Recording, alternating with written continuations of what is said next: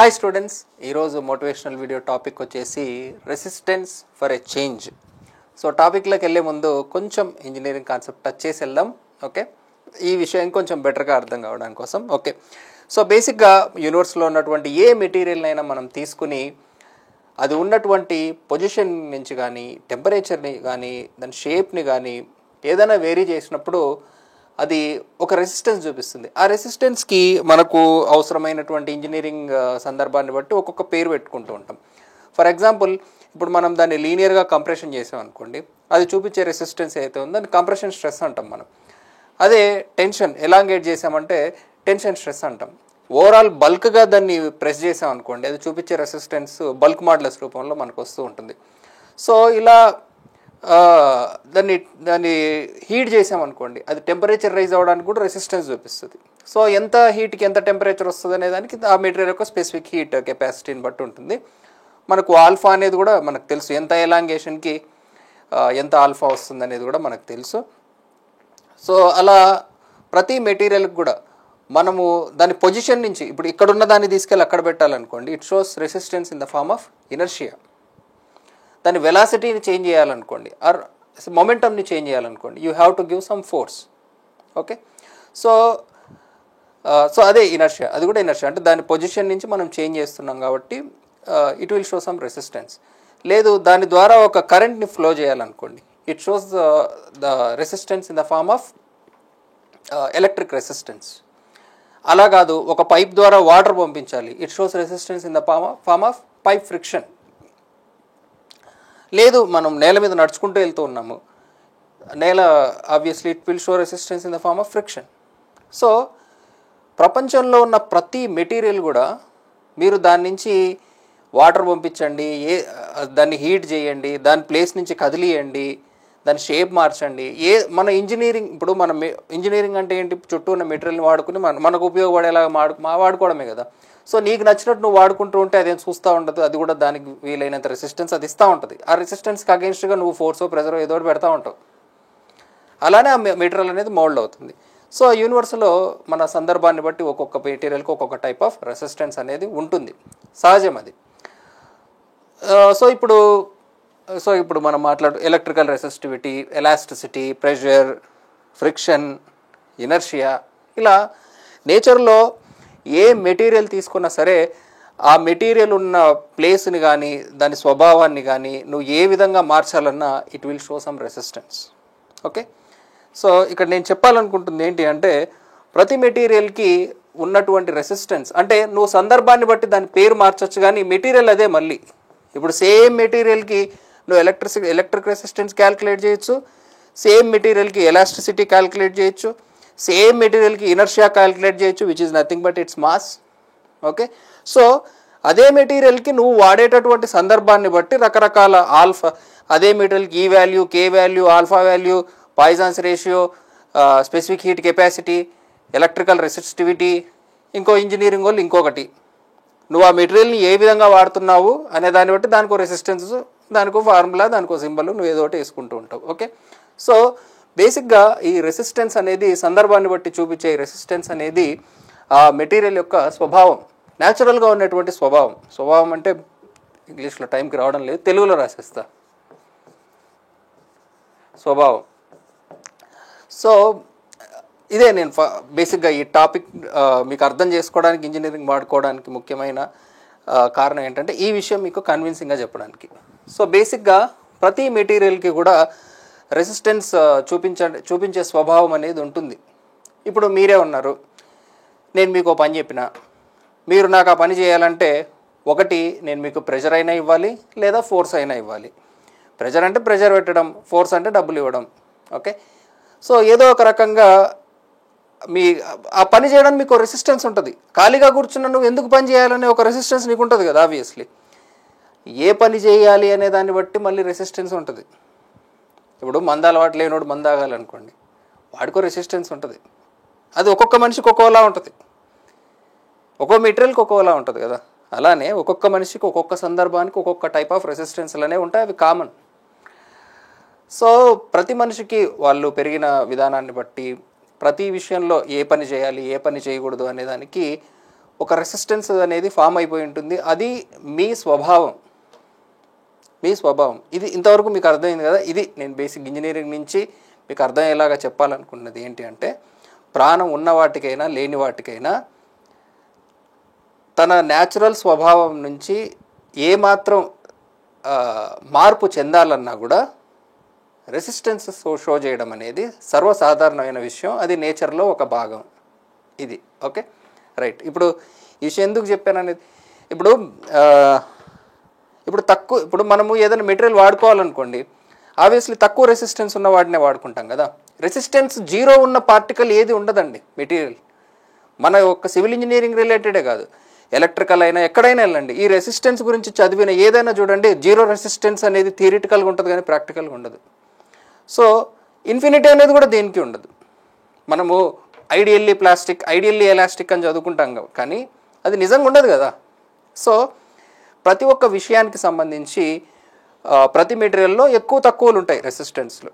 Okay, so ఇలా మనిషి కూడా ప్రతి ఒక్క విషయంలో ప్రతి ఒక్కరికి ఒక్కొక్క లిమిట్ ఉంటుంది. అది పైనో కిందనో ఏదో ఒక రెసిస్టెన్స్ అయితే ఉంటుంది. వాళ్ళు పెరిగిన విధానాన్ని బట్టి, వాళ్ళకి ఏర్పడ్డ ఒపీనియన్స్ని బట్టి రకరకాలు ఉంటాయి. సో ఇప్పుడు మీరు కరెంట్ పాస్ చేయడానికి ఏదైనా మెటీరియల్ కావాలి. సో తక్కువ రెసిస్టెన్స్ ఏది ఆఫర్ చేస్తుంది మనకు? ఓకే, సిల్వరు కాపర్ కంటే మంచి కండక్టరు. సిల్వర్ వాడుకుంటే డబ్బులు ఎక్కువ ఖర్చు అవుతాయి, కాపర్ వాడుకుందాం, కాపర్ వాడతారు చాలా వరకు. సో తక్కువ రెసిస్టెన్స్ చూపించి తక్కువ డబ్బులకి దొరికేది ఎక్కువ వాడుకుంటాం. అందులో తప్పేం లేదు కదా, ఎందుకంటే పని జరగడం ముఖ్యం ఎవరికైనా. మీ ఆఫీసుల్లో కూడా జరిగేది ఇదే. ఎవరైతే తక్కువ రెసిస్టెన్స్ చూపిస్తూ ఎక్కువ పని చేస్తారో వాళ్ళకే ఎక్కువ పని ఇస్తారు. అది తప్పేం కాదు, పని జరగాలంటే అదొకటే మార్గం. ఇది కంప్లైంట్ వర్షన్ కాదండి, ఇది నేచర్. పని జరగాలంటే పని చేసే వాళ్ళకే పని ఇవ్వాలి, అదే సిస్టమ్. నువ్వు రెసిస్టెన్స్ చూపించకుండా పని ఇవ్వకూడదు అంటే అది తప్పు.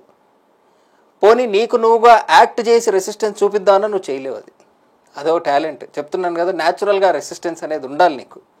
వర్క్ వచ్చినప్పుడు ఆ ప్రెషర్ని నువ్వు తీసుకోవాలంటే నీలో ఆ రెసిస్టెన్స్ ఉండాలి కదా. ఆ ప్రెషర్ని నువ్వు తీసుకునే రెసిస్టెన్స్ నీకు లేనప్పుడు ఆ ప్రెషర్కి నువ్వు లొంగుతావు. నీ రెసిస్టెన్స్ ఎంత ఉంటుందో అంతవరకే. దాన్ని మించి ప్రెషర్ వచ్చింది అనుకో నువ్వు పని చేస్తావు. సో అంత టఫ్ ఉండాలి నువ్వు బేసిక్గా, న్యాచురల్గా. ఓకే, సో రెసిస్టెన్స్ అనేది ఒక స్వభావం మనిషికి ప్రతి ఒక్క విషయంలో. ఇది నేను చెప్పాలనుకుంది. ఓకే, సో ఇది ప్రస్తుతం మోటివేషనల్ వీడియో టాపిక్లోకి ఎట్లా దూరింది అనేది చెప్తాం. సో రీసెంట్గా ఈ ప్రిపరేషన్ స్టార్ట్ చేసే వాళ్ళల్లో కూడా ఎక్కువగా నేను గమనించిన ప్రాబ్లం వచ్చేసి కన్సిస్టెన్సీ, అంటే డిస్ట్రాక్షన్స్. కన్సిస్టెన్సీ కావాల్సింది, పోవాల్సింది డిస్ట్రాక్షన్స్. ఓకే, ఇది ప్లస్ ఇది మైనస్ అని పెడతా ఊరికే. ఓకే, సో ఇది పోవాలనుకుంటున్నారు. సో ఈ కన్సిస్టెన్సీ అనేది చాలామంది ఎందుకు తెచ్చుకోలేకపోతున్నారంటే మీ స్వభావంలోనే లేదు ఇది బేసిక్గా. చాలామంది ముందు నుంచి లైఫ్ నీకు నచ్చినట్టు బ్రతికి ఈ జాబ్ ప్రిపరేషన్లో మాత్రం నువ్వు కన్సిస్టెన్సీ కావాలన్నా, జాయిన్ అయిన తర్వాత అవసరం లేదా? అట్టెట్టు కుదురుతుంది అది? అట్లా కుదరదు. నీ స్వభావాన్ని, న్యాచురల్ స్వభావాన్ని మార్చుకోవాలి. ఇప్పుడు పూర్వకాలము ఏదైనా వరాలు కావాలన్నా తపస్సు చేస్తారు.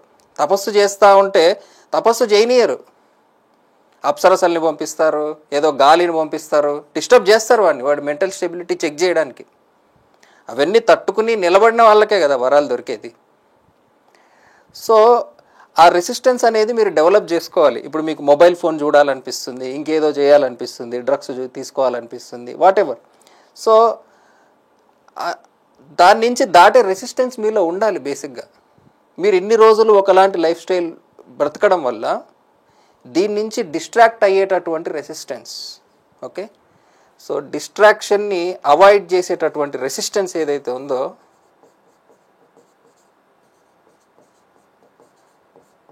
దీన్ని మీరు డెవలప్ చేసుకోవాలి మీ బాడీలో.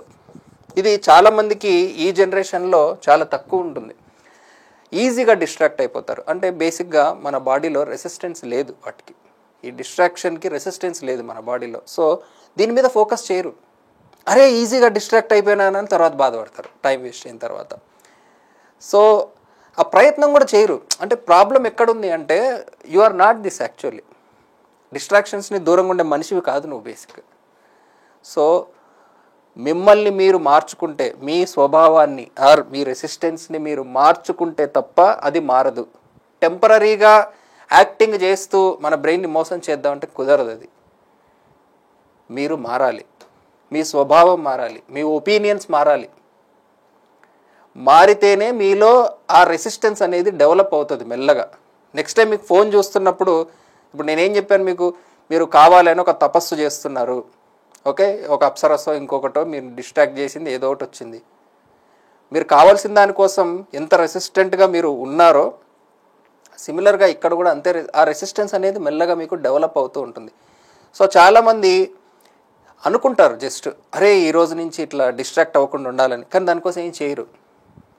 ఆటోమేటిక్గా మళ్ళీ మీరు డిస్ట్రాక్ట్ అవ్వడానికి మీ మైండ్ సరెండర్ అయిపోతుంది, రోజు వేస్ట్ అయిపోతుంది. సో కన్సిస్టెన్సీకి ప్రాబ్లం ఎక్కడ ఉంది అంటే నీ స్వభావంలోనే కన్సిస్టెన్సీ లేదు. ఇన్ని సంవత్సరాలుగా లేదు నీకు. అది ఇన్ని సంవత్సరాలుగా లేని కన్సిస్టెన్సీ ఇప్పుడు నీకు ఎట్లా వస్తుంది? నువ్వు ఏ పని మీద కన్సిస్టెన్సీ, నేను చదవడం మీద అనడం లేదు, మీరు చదవడం మీద అనుకుంటున్నారేమో.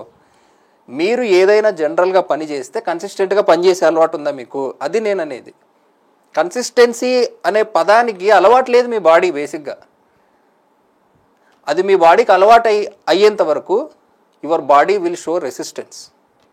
మార్పుకి రెసిస్టెన్స్ చూపిస్తుంది. మీరు దీనికి రెసిస్టెన్స్ డెవలప్ చేసుకునే కొద్దీ ఆ మార్పుకి కూడా ఒక రెసిస్టెన్స్ చూపిస్తుంది. అదే ఈ వీడియో టైటిల్.